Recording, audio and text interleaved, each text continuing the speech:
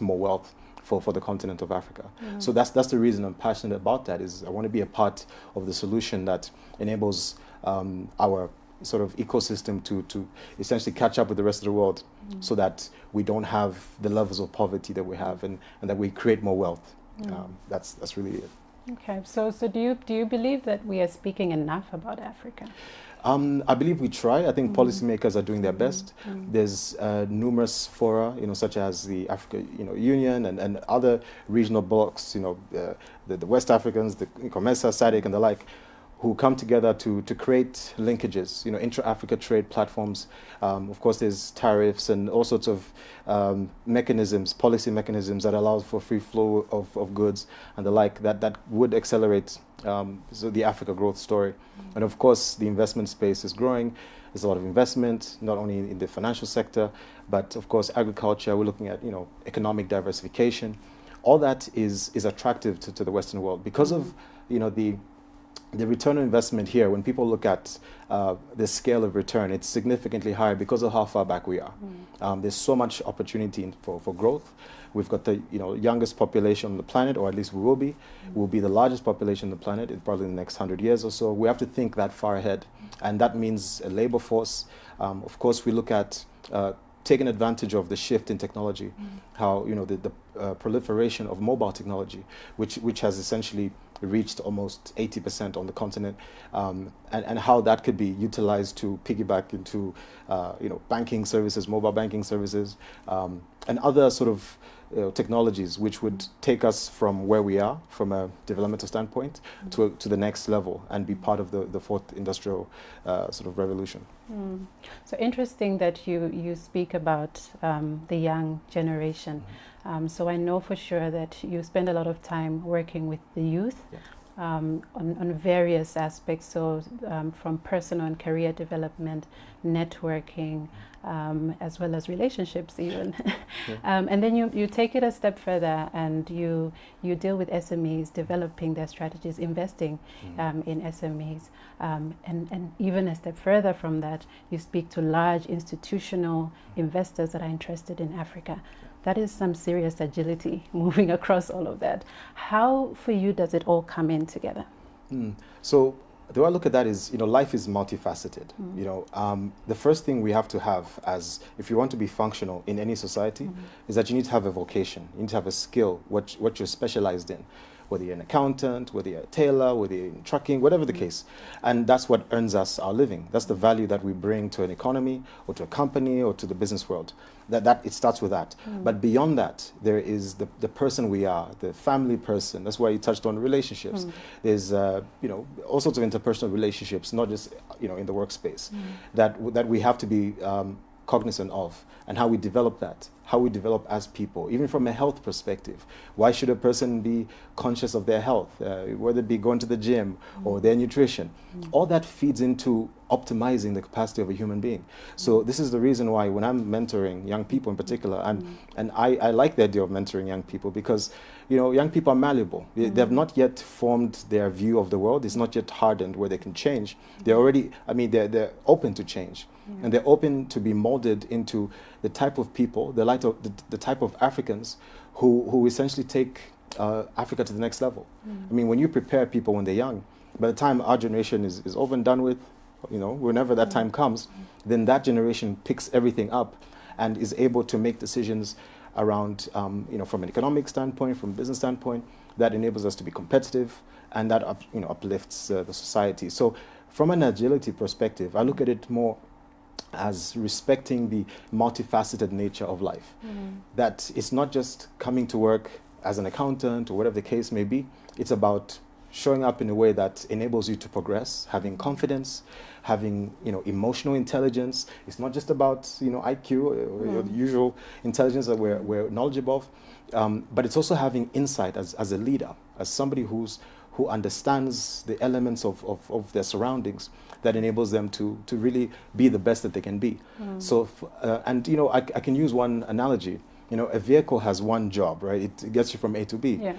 But what sets cars apart from each other is the fact that there's different types that have different levels. I mean, if you compare a Toyota and a Mercedes-Benz, you find that it's no longer an issue of getting from A to B. It's about quality. It's about the configuration, the specifications. Human beings, to a large extent, are like that. We could be molded to have high value. You know, you could be a fitter person if you, let's say, go to the gym, or if you eat certain food, or if you have a certain mindset. You could excel. And the same way, a vehicle needs to be serviced. So it's got brakes, it's you changing the filters, the plugs, and you name it. That's how we need to renew ourselves from time to time, because again, life is multifaceted. So it's important to have that level of agility and not just build ourselves intellectually, but also socially, mentally, and spiritually as well. Thanks. So like I mentioned earlier, today we're talking about positioning for the opportunity. So before we even get to the positioning side of things, do you believe that there is an opportunity even in Zambia, and especially during this time of COVID? Yeah, so first of all, Zambia was lucky compared to the rest of the continent and other parts of the world, where we didn't have the type of lockdown that constrained economic activity. I think we were lucky in that regard, but COVID did have an impact on our economy. Top line, essentially, the revenues of most companies were depressed. I think also the supply chain disruptions. If you can't access goods from, let's say, the South African economy because their economy is closed or their factories aren't functioning anymore, it essentially means whatever inputs that you were bringing in to manufacture what you're producing here, or to essentially as part of your trading process was disrupted.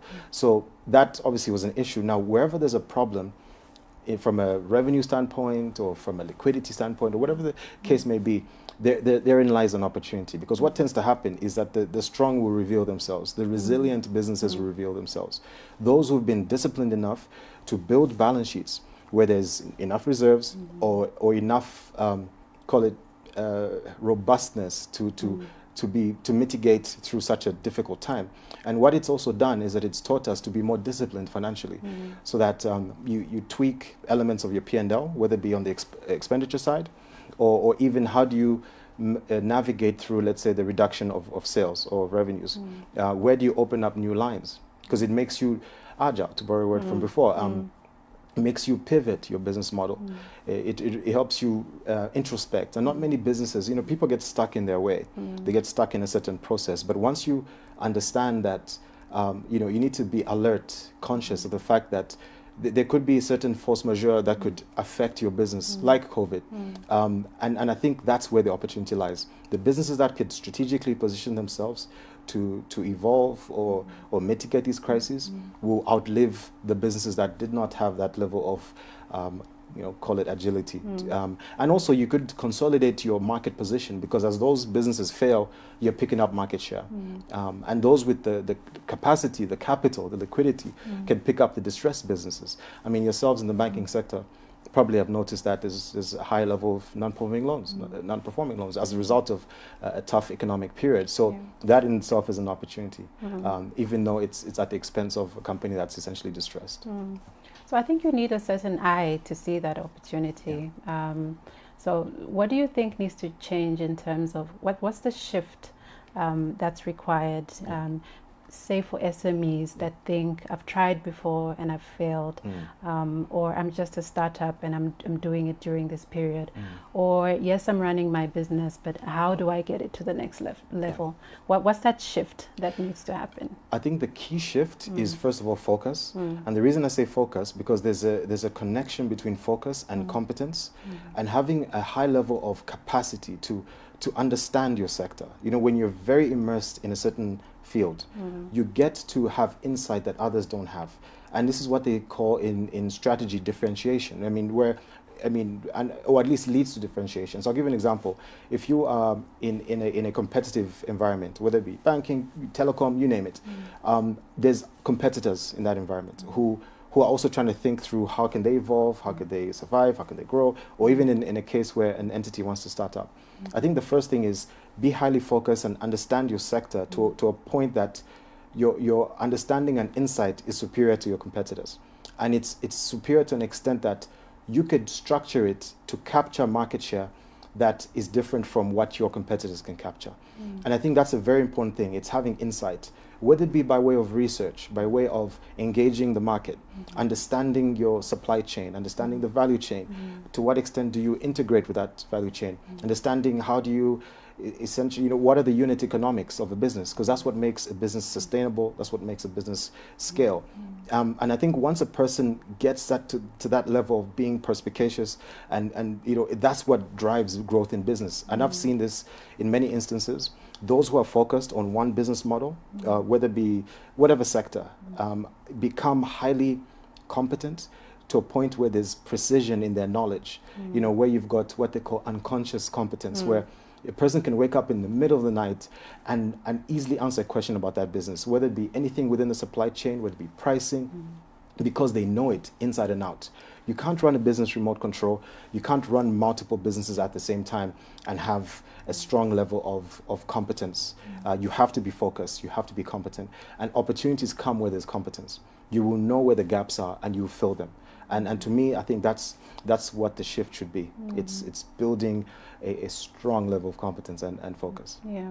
So I guess from what I'm hearing, it's having a high level of competence in a certain sector and really knowing it, where when someone wakes you up at night, you can speak to it.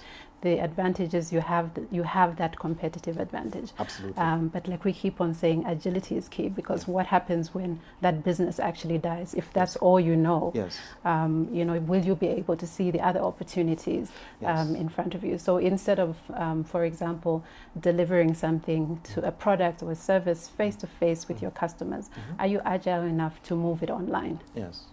So I totally agree with that. One of our key pillars in Anakazi banking is access to knowledge, and in my view, I think it's been the most successful pillar, in that it really draws our women to the proposition. These webinars that we've been having the last couple of weeks all were birthed from the pillar of access to knowledge. In the spirit of access to knowledge, let's now talk about the positioning. How should we position ourselves, that business owner? That's a very important pillar, important point. So access to knowledge is key, because knowledge ultimately is power if utilized. And knowledge really comes from building insight, gaining competence. So I think I obviously touched on that before.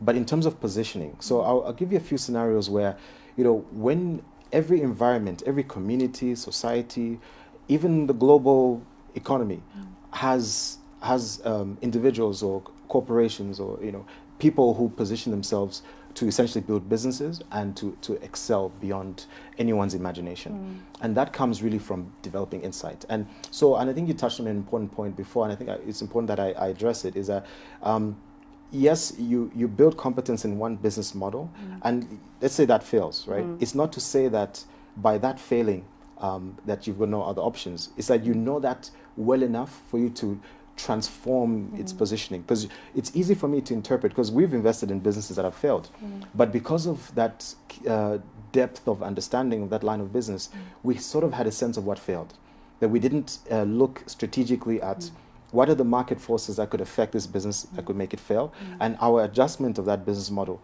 led to it becoming successful because of the extent to which we knew it. So, and I think having that open-mindedness, that agility, I think it really comes from that level of insight to be able to sort of pivot. So when it comes to positioning, I think one must look at their environment. And the greatest businesses on earth in history have come out of the need to address a problem, and because it's all about problem solving, whether it be a problem of access to finance, problem of logistics, problem of access to certain nutrition, you name it.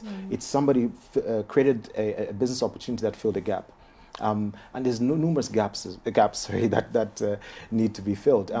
So, I look at a simple case, during the rain season, when you go to Soweto Market, you're going to find, a lot of young people running around with wheelbarrows, with goods in them. They're solving a problem in the community, given that certain goods need to be moved from A to B very quickly and efficiently, because there's intertrade within the market. Those markets have millions of dollars passing, being transacted on a daily basis. And people have found a niche, found a place in there. And that comes from being in the environment and knowing what are the pain points. you know, so I visit those places because I want to understand not only the informal economy, but what's really making this economy tick, even from an informal perspective. I mean, as one instance which was interesting is where, you know, I get to the market and it's raining, there's lots of mud. The guys who are renting gumboots, they saw an opportunity because they're present. So the first point is be present. Be aware of what's around you. What are people complaining about? If I'm going to open up a restaurant, I need to understand, what do people want? Why do people go to the restaurant in the first place? Is it just to eat? Well, there's many restaurants who provide that.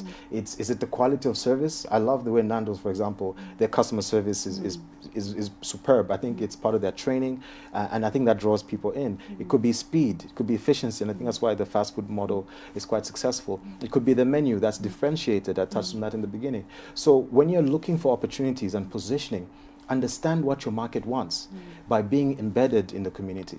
So in our case, the way Kukula sort of began was that there's a missing middle. So a lot of the financial institutions wanted to finance larger institutions, you know, with tens of millions of dollars.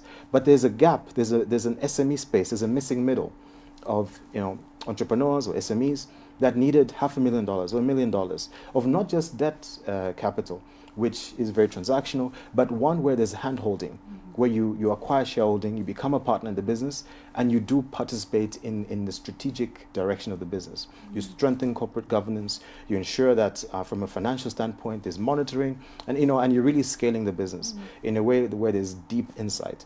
And that comes from filling a gap. So that's really what positioning should be all about. It's gain insight, be present, have an open mind, appreciate what's happening around you. And when you become attuned, opportunities will flow. Yeah. So you've mentioned Jito, that you've worked with even businesses that have failed. Yeah. What do you find is usually the cause of that failure?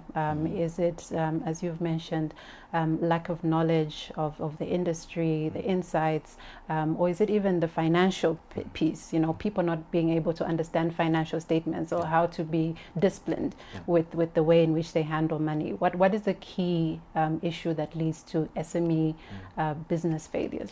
Yeah, so I think the first thing comes down to, I think from an equity investor perspective, I think you need to have good chemistry with the entrepreneur, the founder, where you're aligned in your strategy. So whenever people are looking to start a business, if they're going to get a co-founder or someone to partner with, they need to really have a similar direction, even if they've got different competencies, because competencies should always complement each other one way or another.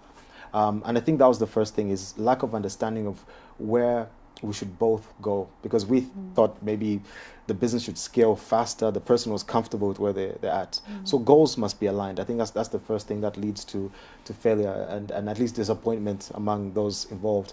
I think another is timing. You know, you could create a business that wasn't ready. You know, the market wasn't ready for it. I mean, so let's say now we're in the internet age where it's ubiquitous, right? And it's available on handsets, on you name it. And if somebody created an e-commerce business at a time when not everybody had a phone, then it was going to fail. So whether it be mobile money, let's say somebody had a brilliant idea 10 years ago, but then maybe there was only 20% market penetration. Maybe at the time it was the elite, before the Chinese came with the cheaper models, and it was more democratized by way of access, given its price point. Then it was going to fail. But if you do it now, mobile money is, again, it's ubiquitous as well. It's quite massive. So I use those examples of timing and chemistry with those you invest in, but then also I think insight. You touched on that. I think you need to understand the market well enough to know whether or not you're filling the right gap.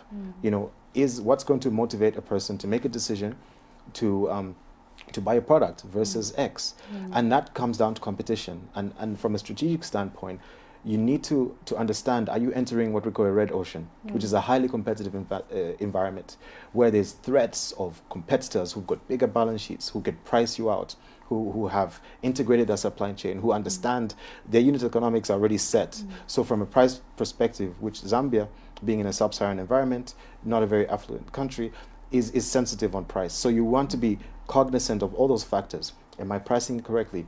Am I positioning correctly? Do I have the right partners? Do I know the market well enough? Those are the things that you should know. And if you don't know them well enough, it can lead to failure. So certainly, and you learn. I think the most important thing from an SME standpoint, you have to learn from failure, because that's ultimately what should inform your decisions moving forward. Stay resilient. Yeah. So let's talk finances, and in particular, I'd like to speak to financial freedom. Yeah. I know this is usually a topic that we discuss on a personal point of view, so from individuals. But I also know that with SMEs, there's usually a very thin line between the business owner and himself. Yes. So what would you say are the key steps to financial freedom? Okay, so first of all, financial freedom is very subjective and it's relative. You know, financial freedom really, as my definition, the way I understand financial freedom, it's attaining a level of financial stability where you have a level of passive income that deals with all your expenses, all your life's needs are catered for as a result of having invested and saved and so on. To me, that's what financial freedom is. So to one person, it could be, and it's not even about being rich or anything of that nature, because again, wealth is relative. One person's wealth is flying first class, going to Spain on vacation every summer, you know, having a Lamborghini or something like that. Another person saying, look, I'm cool with a Corolla and this is fine. This is wealth to me. Yeah, I can afford my fuel. I've got my food in the fridge. You know, I can have a drink at Chicago's, whatever the case. But so from a wealth development perspective, or the pursuit of financial freedom begins first of all with having an income, right? And when you have an income, you need to sort of be able to measure that income by budgeting. So whatever a person makes, and people have to remember, wealth is not really about what you make, it's about what you keep. So when you have a sense of what you're making, and you also have a good amount of knowledge where there's, you know, precise discipline around what are you spending your money on, whether it be rent, food, you know, transportation, you name it, all those factors, you know, mobile telephony, whatever, it's all accounted for, and you know what's left over. Many people say that savings is what's left over after your expenses, once you've deducted from your earnings. But I believe that the first thing you should deduct is your savings before you even address your expenses, because that's what now leads to a level of discipline that leads to financial freedom. But I'll go through the steps. So the first thing is pay yourself first. Extract whatever percentage you feel you deem fit, minimum 10% of income. That should go into some form of savings, which should allow for accumulation of savings. Now, with those savings, it's about making decisions around investing. I always say the entry-level investment sort of scheme is fixed deposits. So, you know, banks such as Stanbic, has that platform where you put money in fixed deposit where it's locked for a period of time. It's fixed with a fixed interest rate, whether it be 90 days, 180 or a year. And what you're doing, and the cool thing about that is that as an individual who's saving, you're partnering with the bank, because that money, the bank utilizes it to offer it to SMEs. The bank makes money on interest, and you're sharing the margin with the bank, which is a cool way of saying you're a partner with the bank. And that's what I tell people, like, look, don't you want to be a partner with the bank? You can make money at the same time because you're earning money on interest, and it also instills a level of discipline because you don't have access to that money, because it costs you to break a fixed deposit. So, and then it leads to compounding. And when I talk about compounding, this is where passive income comes in. I mentioned passive income in the beginning. It's the money that you're not working for. When you go to work, you're exchanging your time for money, right? You get a paycheck because you're doing whatever function you're doing in a given job. But once you have money coming in without even thinking, because there's an asset you've invested in, or a financial instrument, or a security, like a fixed deposit or a bond or treasury bill, which treasury bills and bonds obviously are when you lend the government money. They'll also pay you, an interest rate for taking that risk.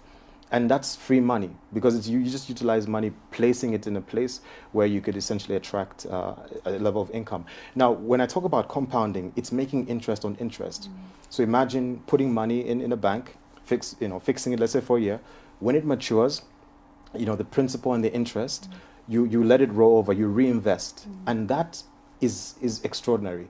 It accelerates your wealth, because it enables your money to grow in a way that is, I'd say somewhat accelerated. It's a beautiful phenomenon. It's something I've taken advantage of for years, and I continue to do it.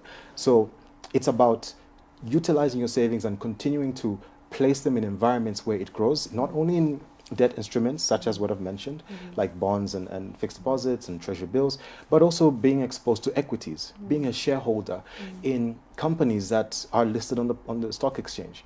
I mean, on a day-to-day basis, people are consuming products that they could actually be making money from. So if I drink Mossy, if I use Airtel, if I bank with a bank that's listed, or whatever company, which there's numerous, Bata Shoe companies, Zambia Sugar, you name it, they're all listed companies. So as I'm consuming those services, and as millions of Zambians are consuming it, those companies are taking this revenue in, that's going through their system, going to the balance sheet, accumulating reserves or retained earnings, which you have access to as a shareholder. And you get paid a dividend from that, from what people are doing every day. That's passive income. Also, your wealth increases because your shareholding in those companies grows because the companies are growing, their balance sheets are growing. They've accumulated assets, they've accumulated profits, and they've grown in terms of revenue and valuation. That valuation is proportional to your wealth. So regardless of how many shares you've got, if the value of those shares go up, it means your wealth has grown up. So it means even when you want to sell your shares, you're selling it for a profit. And that's something you can even will to your children. It's something that really sustains you in the long run. So for me, financial freedom is where you've done everything I've mentioned. You've extracted what you need to save. It's sitting in these various investment instruments, and it's paying you. And what it's paying you is taking care of all your expenses without you even having to think about it. To me, that's true freedom. And you could do whatever you want because you don't even have to work at that stage. And I think that's something more Africans need to get into, the savings culture, the investment culture, because it's good for the economy. I mean, I touched on one part of the reason the banking sector is so important for the economy is because GDP is made up of government expenditure, investment, consumer spending, net exports. Within the investment space, it's when households, we're talking individuals like you and me, leaving our money in the bank and enabling the bank to essentially multiply our money by lending it on to others. It has that trickle-down effect of job creation and economic sort of activity and GDP growth. So not only are we saving to preserve our wealth and grow our wealth, we're literally adding to the development of a country. So yeah. So that's the key to financial freedom. Yeah, I've got the key. So I really think it's about, I guess, not also putting your eggs in one basket. Yes. You've mentioned various types of investments that one could actually venture into. I think the issue and why we have such conversations is also access to knowledge. People don't even know where to start from with regards to investing in some of these types of investments. So I guess, keeping the communication going on your options around. I think in Zambia, a lot of investments lie in property. True. So that's the favorite asset class of Zambians. I mean, we've grown up knowing when you grow up and you have money, you must buy a house. So it's property. The risk there obviously is if you have a slump in that particular asset or in a particular market, that's the end. So very key. I think the knowledge that we need to continue to impart on your options, and you can actually put your investments in those various options. Maybe just a quick mention, nothing really wrong with real estate. I think it's a good investment. It's slightly higher in terms of capex. So, but the good thing about these other investment opportunities is that you don't have to have a lot of money to do them. But to build flats or to do a commercial real estate sort of venture, you need quite a bit of capital. But it's something worth doing, and I think it should be part of any portfolio. But at the same time, in an event where there's, God forbid, hyperinflation, real estate holds value more than other instruments. The value of, let's say, if inflation, because inflation eats away at the value of your currency. So, of your cash. So one way to mitigate from that is really having investments such as real estate that would hold it over a period of time, because we're a growing population. The property values will continue to rise as a result of scarcity of land, scarcity of real estate. So it is certainly something to keep in mind. I think one last point I wanted to make as part of building a level of financial freedom is, I would say, from an income standpoint, I've talked about what you do with what you keep, but build the level of skill. I touched on competence, right? Building that capacity to even make more money, whether it be if it's a person who's employed, being more effective so they can be promoted and have a bigger income, negotiating for raises, or if you're in business, being highly disciplined in your approach, doing things that enable you to, earn more money by way of increasing your revenues or cutting down your costs. I think that that's also a very important factor. Okay. Jito, thank you so much. I think this has been so insightful for me, and I believe it's been very insightful for our viewers as well. It was really great having you, and we hope to see you again soon on one of our online conversations. Sure. Well, thank you very much for having me. Thank Really appreciate you. it.